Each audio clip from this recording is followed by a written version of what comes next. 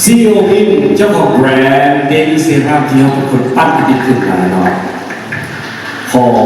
ให้เพิ่นนำเสนอว่าเดลี่เซรั่มเป็นอย่างเป็นอย่างที่ต้องใช้เดลี่เซรั่มเป็นอย่างถ้าต้องเข้าร่วมกับ HM Franchise เพื่อ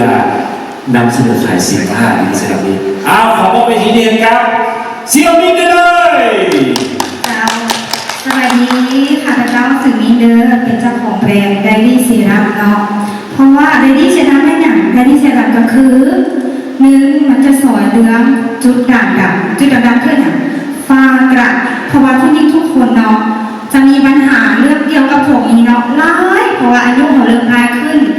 ฮอร์โมนยังต่างๆก็เริ่มเปลี่ยนพัฒนาไปเนาะซึ่งว่าเขาเป็นคนหนึ่งที่อยู่ในนั้น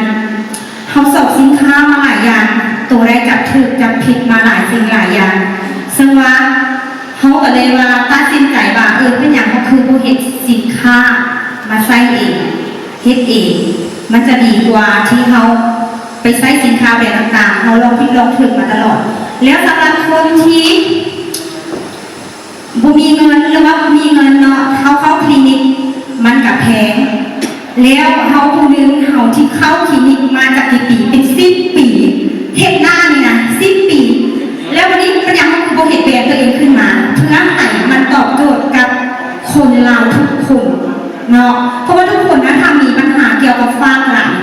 แต่งหน้าต้องให้เจ้าไส้ของผิวดีสำหรับมันก็จะเห็น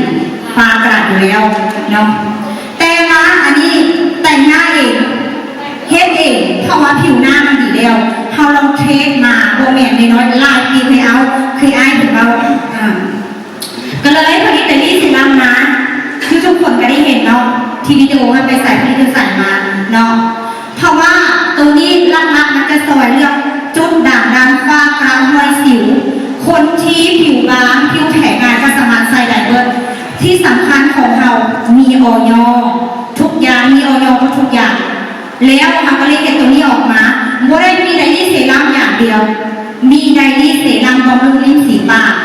ลิ้นสีปากก็คือสำหรับขนปากแห้งปากแตกปากคล้ำเกิดจากการสูบยาสูบหรือว่าการที่กินอาหารอย่างรสจัดอย่างต่างๆไม่เห็นที่ปากเขาดำเนาะดังแล้วนี้เขาใส่ลิ้นสีอย่างเป็น100 สีปากจะแบบออกสีเก่าเนาะในเนื้อเขาค้นหาสูตรนี้มาเป็นอย่างเขาคือผลิตไดรี่เซรั่มลิ้นสีปากนะเพราะว่าให้ตอบโจทย์ทุกคน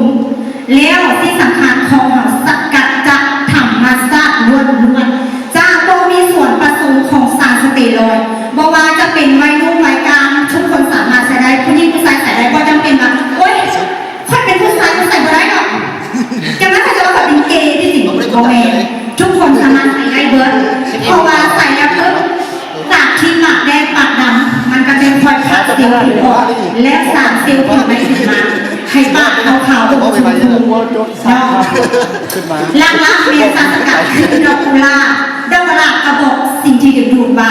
เป็นความชมพูขาวๆดอกกุหลาบธรรมดาก็ไม่ได้100 กรีบดอกกุหลาบ100 กรีบเนาะแล้วหลังจากนั้นก็จะมีดอก